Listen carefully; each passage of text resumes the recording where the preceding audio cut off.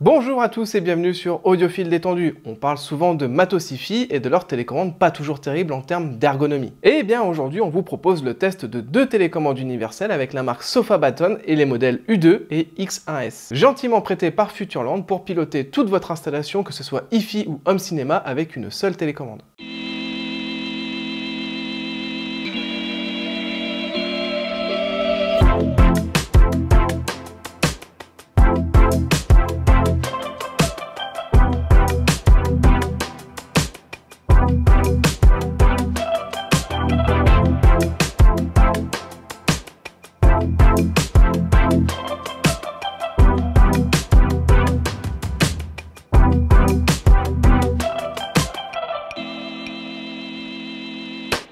Sofabaton est une société américaine créée en 2018 par un groupe de passionnés, avec l'idée de développer la télécommande universelle ultime ayant pour vocation à remplacer les feux modèles proposés par Logitech. La toute première version de cette télécommande, dénommée U1, sortie en 2021, était un produit plutôt abordable et complet, mais qui n'a jamais été distribué en dehors des frontières américaines. Au vu du succès rencontré par la U1, Sofabaton a voulu s'attaquer au marché mondial des télécommandes universelles dédiées à la hi-fi et au home cinéma. Et depuis quelques mois, il est possible de se procurer ces télécommandes en France grâce à Futurland. Sofabaton propose aujourd'hui dans son catalogue deux télécommandes. La première, dénommée U2, est remplaçante de la U1, et la X1S, plus ambitieuse, qui a fait l'objet d'un projet Kickstarter en 2021. Commençons par la U2, qui est une télécommande relativement traditionnelle avec une armée de boutons permettant le contrôle de tous vos appareils. Elle dispose également d'un écran OLED de 1,3 pouces monochrome couplé à une molette pour sélectionner l'appareil à contrôler. A noter que cet écran s'active lorsque l'on prend la U2 en main pour optimiser l'autonomie. Sa face avant est entièrement laquée et la partie arrière est en plastique d'assez bonne qualité. Cette télécommande offre également une excellente répartition du poids dans la main. À l'usage, la Sofabaton U2 est compatible avec les appareils fonctionnant en infrarouge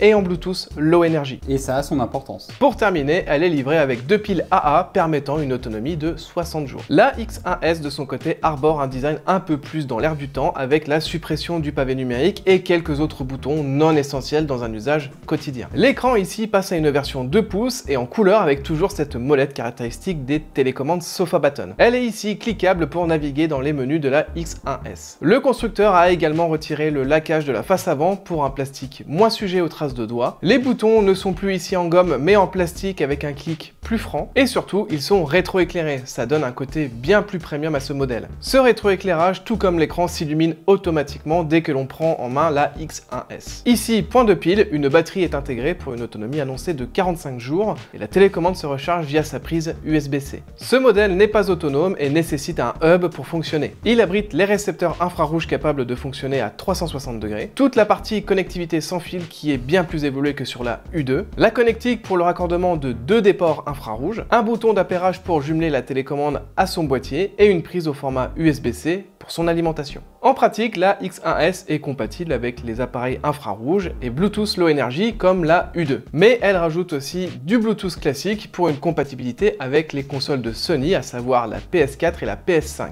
Les appareils Wi-Fi sont également pris en charge et notamment l'écosystème Philips Hue et les enceintes Sonos. La X1S est vendue avec ce fameux hub, deux câbles USB-C vers USB-A, un bloc d'alimentation et deux déports infrarouges. Voilà ce qui est du tour du propriétaire de ces deux télécommandes. Pour les configurer, Sofabaton a développé une application compatible iOS et Android dénommée tout simplement Sofabaton. Facile à trouver du coup. Lors du premier démarrage de l'appli, on vous demandera de créer un identifiant puis de choisir votre modèle entre la série U ou X. Suivant le choix, vous n'aurez pas tout à fait les mêmes capacités de configuration. En effet, en ce qui concerne la série U, vous aurez le choix d'associer un appareil par un système d'apprentissage manuel qui consiste à attribuer une partie ou l'intégralité des boutons d'une télécommande vers la U2 en positionnant face à face les deux télécommandes. Cette fonction Learning est un peu laborieuse, car il faut jumeler chaque bouton que l'on veut pouvoir manipuler avec la télécommande, ce qui peut vite devenir très long à configurer. Ou autre possibilité à privilégier grâce à une fonction de recherche de vos appareils au travers d'une base de données communautaire. Et de les intégrer dans votre télécommande en 2 clics, c'est bien plus rapide et fiable. En ce qui concerne le jumelage des appareils Bluetooth, il faudra choisir dans la liste des appareils supportés par Sofabaton et suivre les instructions de jumelage. La U2 permet le contrôle de 4 appareils maximum en Bluetooth. Limite limitation pas présente sur la X1S. L'application vous permet également de créer des macros à partir d'un bouton. Par exemple, en appuyant sur le bouton Play, je peux demander à la télécommande de démarrer le téléviseur et l'Apple TV et de choisir la bonne source. La X1S de son côté propose une interface bien plus complète mais aussi plus complexe, regroupée en 3 menus. Le premier, Devices, permet de rechercher et configurer ses appareils et d'attribuer les touches de la X1S à certaines fonctions. C'est très similaire à la U2 sur ce point. Le second menu est lui dédié aux activités et exclusif à cette version. C'est ici que vous allez pouvoir créer toutes les macros et gérer les interactions entre les appareils. Comme par exemple quand je choisis l'activité regarder un film, ça allume l'amplificateur, le téléviseur, le lecteur Blu-ray et ça éteindra les lumières Philips Hue. Puis un troisième menu dédié aux différents réglages permet de mettre à jour le firmware, de forcer la synchronisation avec la télécommande, de faire sonner la X1S si on l'a perdu au fond de son canapé, ou encore de partager avec la communauté les codes de télécommande dont l'apprentissage a été fait avec le mode manuel. La X1S est compatible avec Google Assistant et Amazon Alexa. Son API lui permet une intégration vers d'autres services comme IFTTT ou encore l'application raccourcie d'Apple. À l'usage, on ne va pas vous cacher qu'on a passé un long moment à configurer les télécommandes. Tony, derrière la caméra, avait chez lui la U2 et de mon côté, j'avais la X1S. La U2 est peut-être la plus simple à configurer, elle offre pas mal de fonctions, mais l'application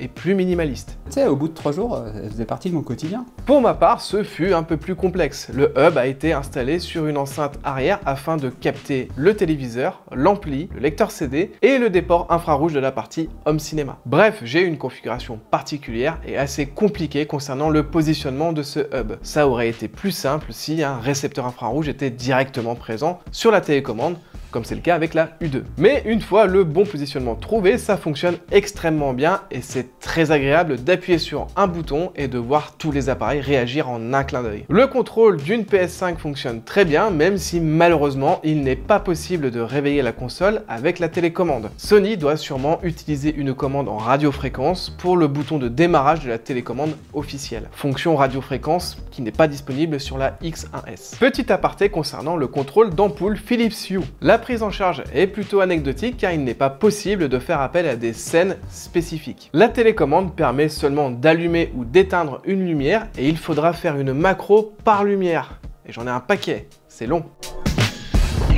L'ergonomie de ces deux télécommandes est excellente. La configuration peut être vraiment poussée si on y passe du temps, notamment avec la X1S. La X1S d'ailleurs permet de contrôler les appareils enregistrés également avec l'application mobile. L'autonomie annoncée par Sofabaton est respectée et même dépassée sur les deux modèles. La X1S est tombée en panne de batterie ce matin et ça faisait déjà presque 2 mois que je l'avais.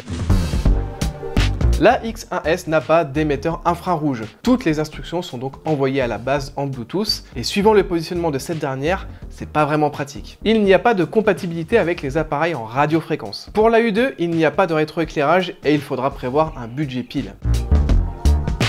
Voici aujourd'hui une alternative qualitative aux télécommandes universelles de Logitech. Sofabaton nous offre ici 2 salles, 2 ambiances. Si vous cherchez une télécommande assez simple, la U2 est faite pour vous. Plutôt abordable et facile à prendre en main, elle saura contenter une grande majorité des besoins. Par contre, si vous souhaitez aller plus loin en termes de configuration, que vous souhaitez contrôler des appareils en Wi-Fi, une PS5 ou créer des scénarios plus complexes, la X1S vous offrira plus de possibilités. On attend avec impatience une mise à jour de l'application avec une traduction en français, car si vous êtes fâché avec la langue de Shakespeare, la configuration sera douloureuse pour vous. Les U2 et X1S sont disponibles chez Futureland, respectivement au prix de 79 et 259 €. Voilà, cette vidéo est maintenant terminée, on espère qu'elle vous aura plu et on se retrouve dans 2 semaines pour un nouveau test. Salut!